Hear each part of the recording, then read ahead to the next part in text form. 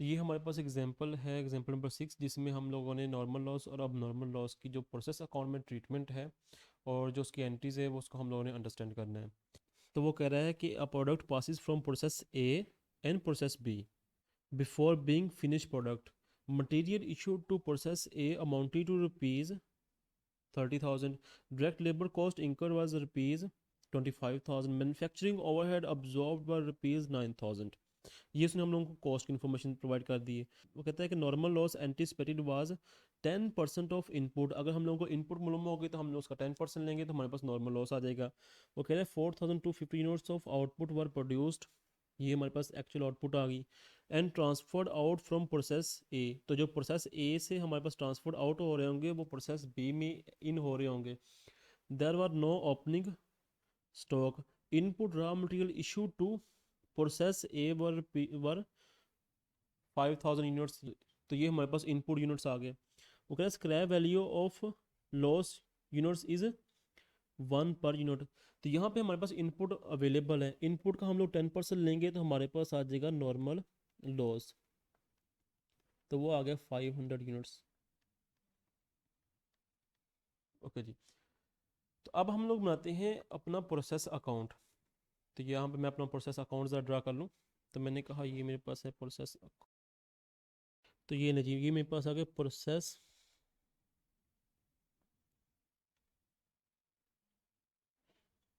ए account. अब process account में हमारे पास दो कॉलम होते हैं, एक हमारे पास होता है क्वांटिटी कॉलम और एक हमारे पास होता है अमाउंट कॉलम। तो यहाँ पे भी मैंने कहा quantity column and amount column. जब हम लोग बात करते हैं इनपुट की, तो इनपुट हमारे पास तीन तरह की कॉस्ट यहाँ पे अवेलेबल है। एक हमारे पास है डायरेक्ट मटेरियल,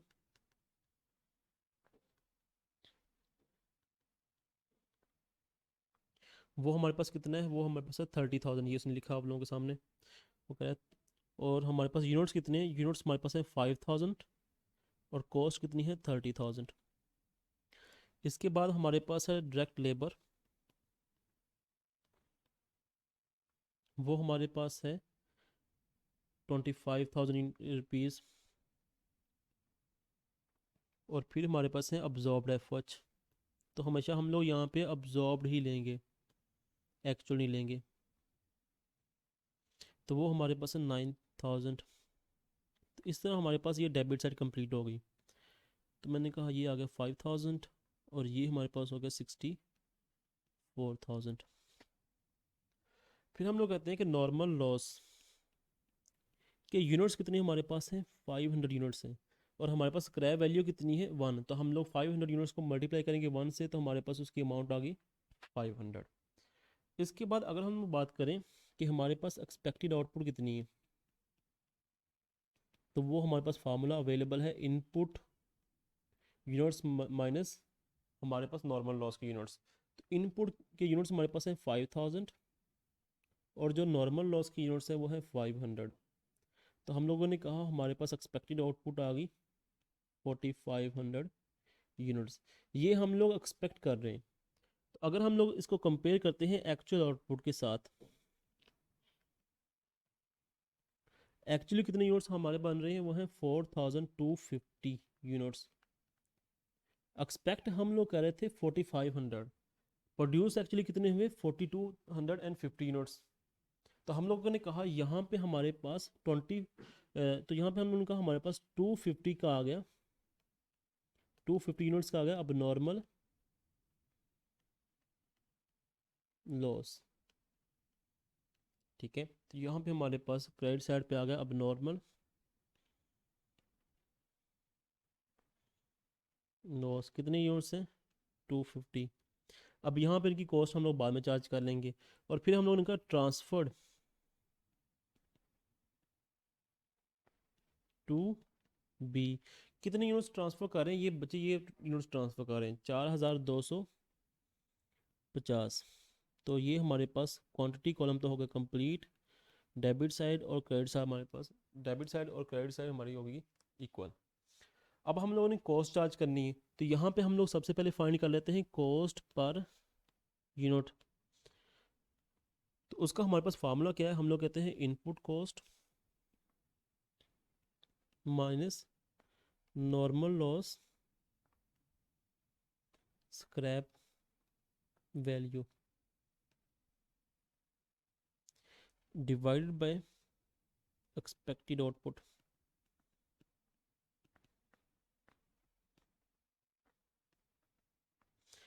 तो यहाँ पे मेरे पास इनपुट कॉस्ट है 64,000, स्क्रैप वैल्यू है 500, ये जो ऊपर अवेलेबल है हमारे पास, और डिवाइड किया हम लोगों ने एक्सपेक्टेड आउटपुट से, ये हमारे पास 4500 है। तो हमारे पास कॉस्ट पर यूनिट आ गई ₹14.111 पर यूनिट। ओके जी, यहाँ तक क्लियर हो गया। अगर हम लोग 14.111 को मल्टीप्लाई करते हैं 250 से, तो हमारे पास अब नॉर्मल लॉस की यूनिट्स हैं, उनकी आ जाएगी कॉस्ट, वो है 3528। और जो यूनिट्स ट्रांसफर आउट हो रहे हैं, इसके साथ हम लोग मल्टीप्लाई कर देंगे, तो हमारे पास ट्रांसफर आउट जो यूनिट्स हो रहे हैं उनकी कॉस्ट आ जाएगी। वो ज़रा मल्टीप्लाई करें, हमारे पास क्या आंसर आ रहा है, 59,972। तो 59,972, तो इस तरह हमारे पास ये सम हो के आ गया 64,000। ओके, यहाँ पे अगर हम लोग बात करें इनकी एंट्रीज की, तो यहाँ पे हमारे पास नॉर्मल लॉस अकाउंट ने प्रोसेस अकाउंट किया है क्रेडिट, और अब नॉर्मल लॉस अकाउंट ने भी प्रोसेस अकाउंट किया है क्रेडिट। तो ये डेबिट किसको करेंगे, ये अपने इंडिविजुअल अकाउंट्स को डेबिट करेंगे। तो यहाँ पे फिर हम लोगों ने एंट्री के पास की, हम लोगों ने कहा फर्स्ट एंट्री जो हम लोगों ने रिकॉर्ड किया नॉर्मल लॉस को, नॉर्मल लॉस अकाउंट डेबिट हो रहा है कितने से, ₹500 से। जो प्रोसेस ए अकाउंट हमारे पास है वो हो रहा है क्रेडिट कितने से, ₹500 से। सेकंड जो हमारे पास एंट्री है वो है अब नॉर्मल लॉस को रिकॉर्ड करने की। तो उसकी बात करें तो हम लोग कहते हैं अब नॉर्मल लॉस अकाउंट हमारे पास हो रहा है डेबिट कितने से, 3528 से। और क्रेडिट का हो रहा है प्रोसेस अकाउंट जी, क्रेडिट हो रहा है प्रोसेस ए अकाउंट क्रेडिट हो रहा है कितने से, ₹5,000, सॉरी ₹3,528 से। तो ये हम लोगों ने दोनों एंट्रीज पास कर ली रिकॉर्डिंग के पॉइंट ऑफ व्यू से। अब हम लोग आते हैं नेक्स्ट एंट्रीज की तरफ। उन एंट्रीज को हम लोग एक एग्जांपल से समझते हैं। फॉर एग्जांपल मेरे पास दो बैग्स हैं, ये लीजिए मेरे पास एक बैग अवेलेबल है, और इसी तरह मेरे पास दूसरा बैग अवेलेबल है। मेरे फर्स्ट बैग पे लिखा हुआ है नॉर्मल लॉस, यूनिट्स कितने हैं, 500 यूनिट्स हैं, कॉस्ट कितनी है, ₹500। ओके, दूसरे बैग पे लिखा है अब नॉर्मल लॉस, यूनिट्स कितने हैं, 250 यूनिट्स हैं, कॉस्ट कितनी है, ₹3,528 है। ओके, ये हमारे पास दो बैग आ गए। जैसे ही हम लोग ये बैग उठाते हैं और स्क्रैप डीलर के पास जाते हैं, उसे कहते हैं भाई ऐसा करो, ये हम लोगों से परचेज़ कर लो। वो कहता है ओके जी, परचेज़ कर लेते हैं। हम लोगों ने कहा क्या दोगे, वो कहता है मैं ₹1 पर यूनिट के हिसाब से आपको पेमेंट करूँगा। तो हम लोगों ने कहा भाई ठीक है, इसमें 500 यूनिट्स है, तो उसके हिसाब से हम लोगों को वो पैसे देगा ₹500। तो ओके भाई, जितना हम लोगों ने उसको अपने अकाउंट में शो किया उतने की वो सेल हो रहे हैं। तो यहाँ पे अगर हम लोग एंट्री की बात करें तो हम लोग कहते हैं, जो थर्ड हमारे पास एंट्री आ गई, हम लोगों ने कहा कैश अकाउंट, क्योंकि कैश हमारे पास आ रहा है, वो आ रहा है ₹500 से।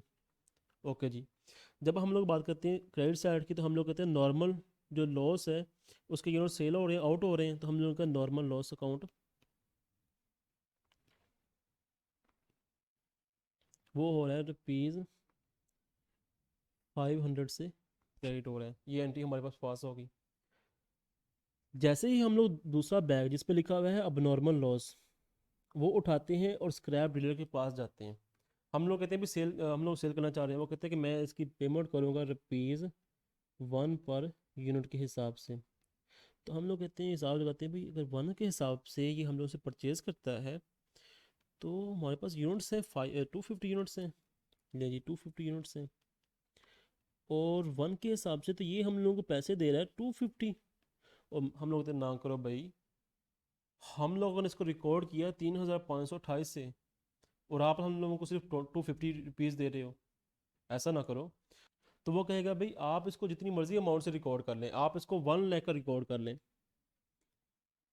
लेकिन मैं तो मार्केट की वैल्यू दूंगा ना।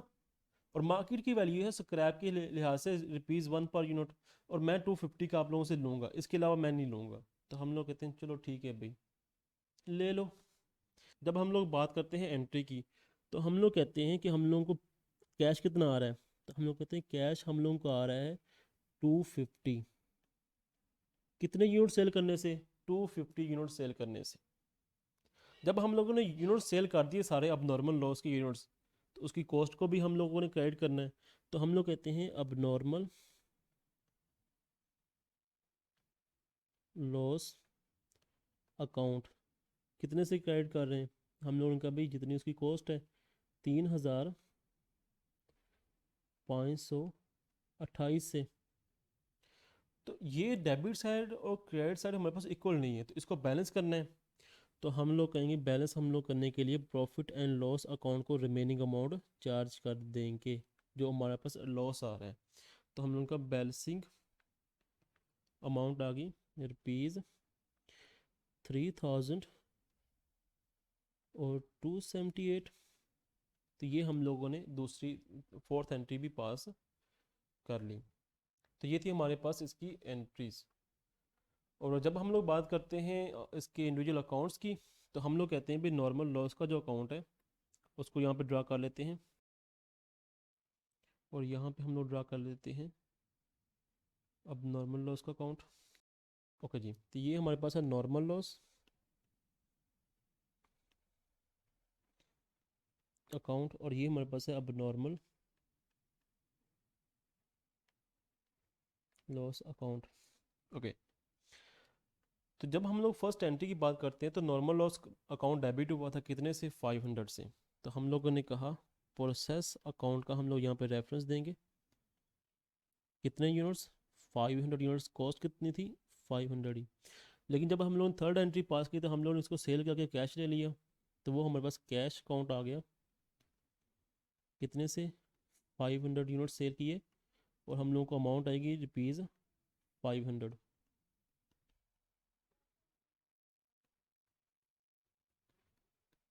तो ये डेबिट और क्रेडिट साइड हमारे पास इक्वल होगी। तो जब हम लोग बात करते हैं अब नॉर्मल लॉस अकाउंट की, तो फर्स्ट एंट्री में अब नॉर्मल लॉस अकाउंट हुआ था डेबिट। तो हम लोगों ने कहा प्रोसेस अकाउंट ए, ठीक है। कितने यूनिट्स थे? 250 यूनिट्स थे। कॉस्ट कितनी चार्ज की थी? 3528। ओके जी। जब हम लोगों ने फोर्थ एंट्री पास की तो हम लोगों ने कैश अकाउंट को डेबिट किया, प्रॉफिट एंड लॉस अकाउंट को डेबिट किया, और अब नॉर्मल लॉस अकाउंट को किया हम लोगों ने क्रेडिट। तो यहाँ पे हम लोग कहेंगे कैश अकाउंट कितने यूनिट्स? 250 से। अमाउंट कितनी थी? ₹250। तो जो हमारे पास डिफरेंस आया था वो चला गया प्रॉफिट एंड लॉस अकाउंट में, कितने से? 3278 से। तो इस तरह हमारे पास अब नॉर्मल लॉस अकाउंट भी कंप्लीट हो गया। तो ये थी हमारे पास एंट्री नॉर्मल लॉस की और अब नॉर्मल लॉस की प्रोसेस अकाउंट में, उनकी इंडिविजुअल एंट्रीज और उनके इंडिविजुअल अकाउंट्स। तो इसके बाद जो हमारे पास अब नॉर्मल लॉस और अब नॉर्मल गेन, उसको हम लोग नेक्स्ट लेक्चर में डिस्कस करेंगे। ओके जी, अल्लाह हाफिज़, अपना ख्याल रखिएगा।